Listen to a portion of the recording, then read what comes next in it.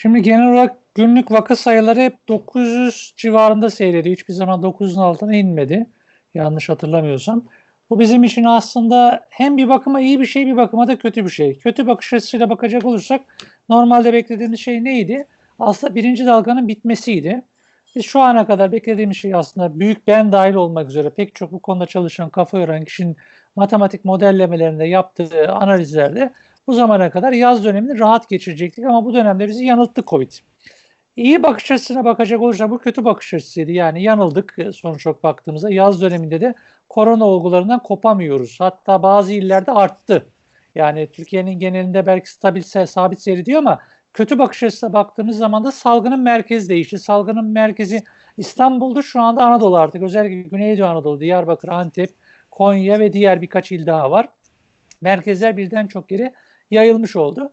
İyi bakış açısına bakacak olursak da en azından bu sıçrama tüm Türkiye'ye yayılmadı gibi görülüyor. Yani eğer bu saydığımız büyük şehirlerdeki sıçramalar diğer büyük şehirlerde sıçramış olsaydı, yayılmış olsaydı, mesela bir dönem Kocaeli ve Bursa'da da çok yoğunluk vardı. Orada şu anda stabil seyrediyor bildiğim kadarıyla. Değerler daha da düşme eğilimine girdi.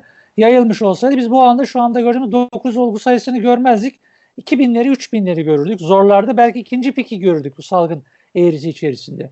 Genel anlamda baktığımızda ise salgının bitmemiş olması, yani tek dalga vaziyette devam etmesi ve kışa böyle girmemiz teknik olarak aslında çok korkulacak bir şey değil. Neden korkulacak bir şey değil? Bu şu demek. Çünkü genel olarak baktığımızda aslında istediğimiz şey ne? Kişilerin bir şekilde bağışıklık kazanması. Bağışıklık kastettiğimiz şey ne? Biz bunu aşıyla sağlayabiliriz ya da bu hastalığı geçirerek sağlayabiliriz. Aşıyla sağlama perspektifine baktığımızda aşının oluşması, kullanılması, maliyet, etkinlik, tüm dünyaya yetecek kadar aşının sentez edilmesi ve hazırlanması. Çünkü bu bir nevi de baktığınızda fabrikasyon bir şey bu beraberinde. Doğal bir şey değil. Bu zaman alacak ve zamana yayılacak gibi görülüyor.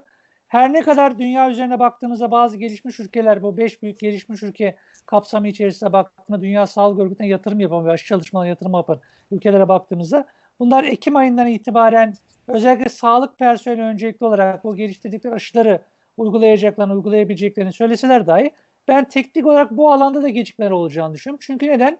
Aşının özellikle hedef molekülü S proteini adını verdiğimiz bir proteindi. Bunun aslında stabil olmadığı gösterildi moleküler çalışmalar ya da deneysel çalışmalarda. O yüzden hedef bölge de değişti aşıda. İşte N proteini, M proteini gibi bir sürü farklı proteinler var. Ama N protein bölgesi daha aktif halde çalışır konuma geldi. O yüzden dolayısıyla doğal yoldan bu bağışıklığı geçiren grup ne kadar artarsa, iyi bakış açısıyla baktığımızda Kasım ayındaki beklediğimiz ikinci dalga ya da kış ayında beklediğimiz sıçramaları daha az göreceğiz anlamı çıkıyor. Bunu tabii ki söylemek çok zor şu aşamada. Çünkü öncesinden yaptığımız bütün tahminleri alt üst etti ne yazık ki bu Covid. Çünkü evet, bildiğimiz şeyler vardı, virüsle ilgili bilmediğimiz şeyler vardı. O yüzden özellikle kış döneminde olgu sayılarının istediğimiz şey, inşallah öyle olmaz, günlük o 5000'li değerlerin altında seyrederse Türkiye genelinde bu bizim teknik anlamda başarımız ve şansımız olarak düşünebiliriz. Çünkü tek başına artık başarıya bağlı değil bu. Sağlık sistemindeki de yaptığınız şeylere bağlı değil. Biraz da artık şans faktörü de çok önemli bunun içerisinde. Ülke şansı, coğrafik şans, altyapı şansınız gibi bir sürü faktör var bunun içerisinde. Çünkü yine konuyu uzatıyorum belki ama ilginizi çekerse diye paylaşayım. Artık yeni bir konsept daha gelişti, o da gösterildi. Aslında ülkelerde bu koronavirüs enfeksiyonlarının, Covid-19 dışındaki koronavirüsleri sık geçirenler, ki bunlar daha çok 12-15 yaş grubu dediğimiz grup, bu gruptaki kişiler toplumda bağışıklığı da yönlendirecek. Yani virüsün yayılımını da, enfeksiyon dağılım hızını kıracak. Bu ülkeler arasında çok farklı dinamiklerle seyredecek gibi görünüyor. Şimdi böyle bir risk var ama bu hep biraz yanlış yorumlanıyor. Bir de konuya hakim olmayan uzmanlar, ne yazık ki, kimseyi yermek amacıyla söylemiyor. Bu alanda fazla çalışmamış kişiler bunu doğal bağışıklık sürecine istisnai bir durum olarak gibi anlatıyor ama bu istisnai bir durum değil. Şöyle anlatayım ben size.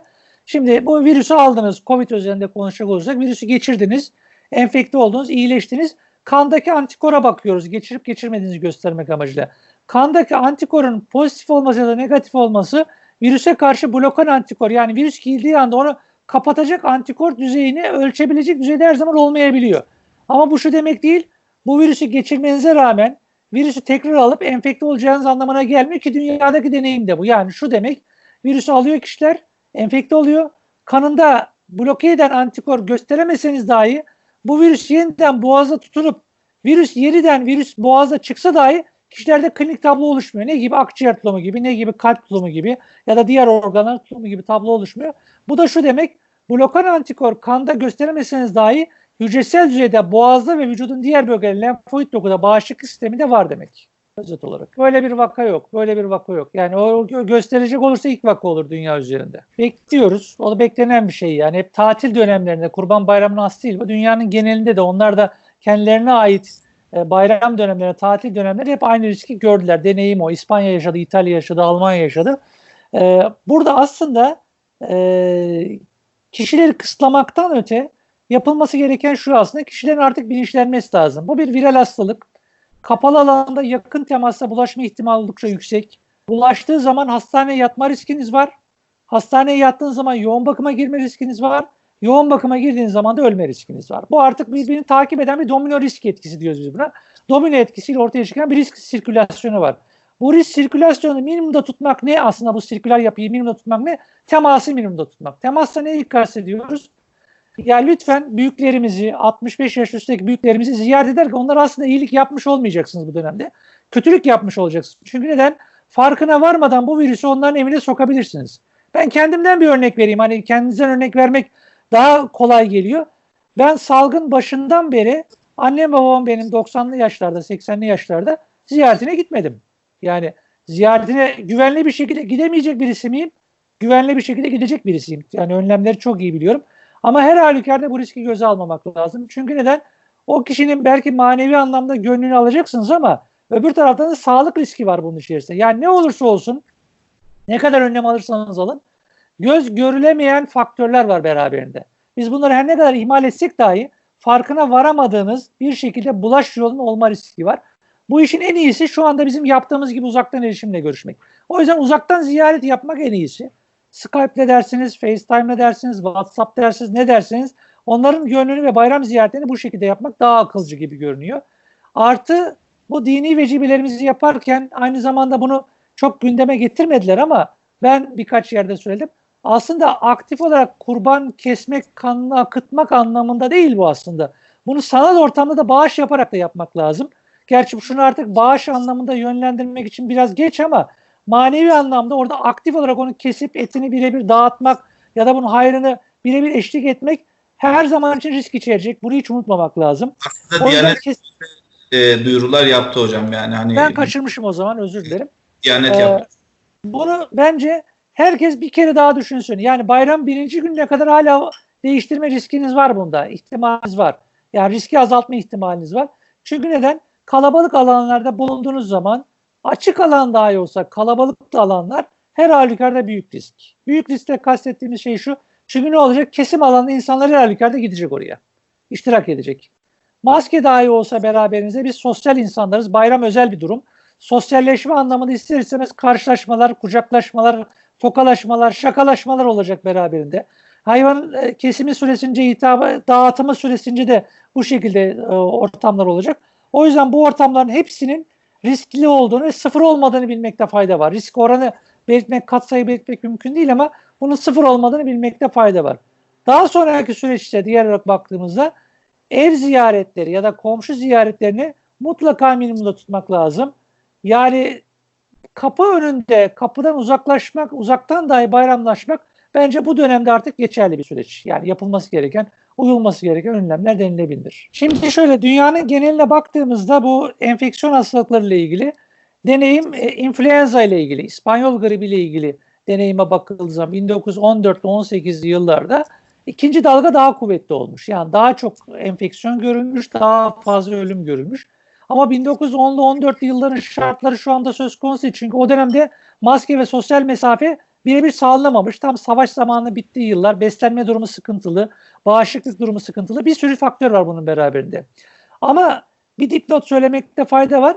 Biz aslında hala birinci dalganın içerisinde. Çünkü ikinci dalga diyebilmek için hasta sayınızın sıfır olması, belirli bir süre sıfır seyretmesi, ondan sonra yeniden olgu görmeniz anlamı çıkıyor. İspanyol gribinde böyle olmuş. Yani ne olmuş? Dalga halinde gelmiş. Birinci dalgadan sonra sıfır hasta olmuş, hiç olgu görülmemiş. hiç olgu görülmedikten sonra ikinci dalga şeklinde karşı karşıya kalmış. O yüzden bu neden antiparantez açtım ben? Biz hala birinci dalgada olduğumuz için bu birinci dalganın devamında bağışıklama çok fazla olacağı için. Çünkü toplumda yaygın bir şekilde bu virüsü bulgu vermeden, belirti vermeden de geçirenler var. Ben özellikle Kasım ayındaki görülecek olan olgu sayısının bu günlük 5000 olgu sayısının üstüne çok çıkmayacağını hayal ediyorum. Hayal ediyorum ve umut ediyorum, öyle diyeyim. Ama tabii ki bir umut her zaman bu şekilde olacak mı onu da bilmiyoruz. Bekleyeceğiz, göreceğiz. O yüzden bizde bir sıfırlanma olmadığı için biz de ikinci dalga demeyelim. Birinci dalganın devamı göreceğiz. Dolayısıyla bu bizim için bir dezavantaj değil, aslında avantaj. Çünkü kişiler farkına varmadan bağışıklık kazanacak. Dolayısıyla da bu bizim için inşallah bir avantaj olur. Hocam, ama Kasım ayında olgu sayılarında artış bekliyoruz. Yani günlük olgu sayısı şu anda gördüğümüz gibi 900'lerde olmayacak diye düşünüyorum ben de. Şimdi bu hep aynı cümleyi kuruyoruz aslında. Dünyaya girişi bir olguyla başladı. Bir olgudan artık milyonlarca insana yayıldı. Bunu hiç unutmamak gerekiyor. Hep bu cümleleri kurarken. O yüzden hastalardaki olgu, ülkelerdeki olgu sayısı sıfır olsa dahi güvenmemek lazım bence teknik olarak. Çünkü neden? Şöyle bir olgu daha var, biliyorsunuz. Bildiğimiz ve deneyimimiz var. Bu hastalığı hiçbir bulgu vermeden geçirenler, boğaz testinde yakalayamadığımız virüs yayıcı kişiler var. Daha sonra filyasyonla ortaya çıkan. O yüzden bir paranoya haline getirmemek lazım ama ne yazık ki komşularınızda sıfır olması ya da sizde sıfır olması hep sürekli bu şekilde devam edeceği anlamına gelmiyor. Bununla ilgili matematik modeller var. Çok kafa karıştırmayayım ama genel anlamda tüm dünyada bu işin sıfırlanması tahmini olarak 2023-2024'de bulabilir. Matematik olarak baktığımızda. Çünkü dünyanın %60'ının özellikle bu hastalığa bağışıklık kazandıktan sonra yeni olgu görmemeyi bekliyoruz. Ya da virüsün kendiliğinden geçirdiği mutasyonlarla ortadan kaybolmasını bekliyoruz. Bu da zamana yayılacak olan bir şey. O yüzden 2023-2024'e kadar aralıklarla komşu ülkelerimizde hem ziyaret kısıtlılığı hem uçuş yasağı, belki şehirler içerisinde seyahat yasağı da zaman zaman gündeme gelecektir diye düşünüyorum Türkiye içinde. Bu uzun bir süre daha devam edecektir. Maskenin altını birkaç kere daha çizmekte fayda var. Neden herkese maske zorunluluğu geldi? Onu bilmekte fayda var. Aslında teknik olarak salgının başına bakacak olursanız maske uygulamasının sadece virüsü yayan kişiler için etkin olduğunu biliyoruz biz. Yani virüs pozitif olan kişinin maskeyi takması yeterli görünüyordu ama Covid-19 özelinde hastalığın seyrine ve hastalıkla ilgili bilgi birikimi artınca gördük ki aslında boğazdan virüsü yayılım oranında da dengesizlikler olduğu için, belli virüs kopyanın alttaki değerlerde de virüsün yayılarak bulaş riski olduğu için ya da hiçbir bulgu vermeden bu virüsü yayma riski olduğu için toplumun geneline bu maskenin takılma zorunluluğu meydana geldi. Bu maskenin takılma zorunluluğu da yetersiz geldi. Artı beraberine mesafe geldi. Çünkü karşı karşıya kaldığımız hastalık yükü ve virüs yükü gerçekten genel anlamda çok geniş bir yük. Ama maske özelinde konuşacak olursak, maske ne zaman %100 ve kesin kes lazım ve kesin kes koruyucu diyecek olursak, kapalı ve 2 metreden yakın alandaki temasta lazım. Yani siz açık alanda etrafınızda 2 metreden geniş mesafede insanlarla sosyalleşiyorsanız maskenin koruyuculuğu yüksek değil. Çünkü neden? Partikülün yayılım riski düşük, minimum. Partikülün yayılım yükünün maksimum olduğu alan, diyoruz ki biz buna, kapalı alan ve 2 metreden yakın alandaki temaslarda. Bir tahmin var ama o tahmin zamanını geçtik. Çünkü neden geçtik? Ülkelerin sağlık politikaları birbirinden çok farklı. Bu tip analizleri yapabilmek için matematik analizlerin hepsi dış etkenlere kapalıdır. Yani nedir? Örnek vereyim. Kendi ülkemiz için dahi tutturamadığımız bir pik değerini dünyanın genel için tutturmak çok akılcı değil, mantıklı değil. Dünya Sağlık Örgütü bu alanda çok suçlandı, ben onu biliyorum. Yani analiz gecikmesi oldu denildi, çalışma sahaçalı eksik oldu denildi, veri eksiklikleri oldu denildi. Ama ne yazık ki bu pik değerlerini tahmin edebilmek için ne lazım? Her ülkenin doğru verilerine sahip olmak lazım. Her ülkenin politik anlamda, çünkü bu anlamda bir politik hastalık, her ne kadar bunu söylemek istemesek dahi, önlemleri koymak çünkü bir nevi politik kanun koyucuların elinde. Siz Dünya Sağlık Örgütü olarak seyahat yasağı koyamıyorsunuz, sokağa çıkma yasağı koyamıyorsunuz. İşte insanlara şu testleri yapın, şu kadar test yapın gibi bir zorunlulukla getiremiyorsunuz. Bu bir sürü bilinmeyenin bir arada pik değerini ve pik tarihini tahmin etmek pek mümkün değil. Dünya Sağlık Örgütü'nün tahmin ettiği pik tarihini merak ediyorsa bu da Haziran'ın başıydı. Biz de o yüzden zaten diyorduk ki Türkiye'de bu iş Haziran ortalarından itibaren artık tamamen kaybolacak diye bir matematik tahmin yapıyorduk. O tahmin tutmadı. Dolayısıyla Dünya Sağlık Örgütü tahmin tutmadı. Milyon demeyelim, milyar diyelim. Öyle diyeyim yani. Yani çünkü bu tip hastalıklarda modellemelerde şöyle olur. X hastalığının %60'ını geçirirse, hücresel ya da humoral bağışıklık gelişirse o hastalık o dünyanın geneli için ya da o bölge için hastalık olmamak anlamından çıkar. Tehdit olmak anlamından çıkar denilir.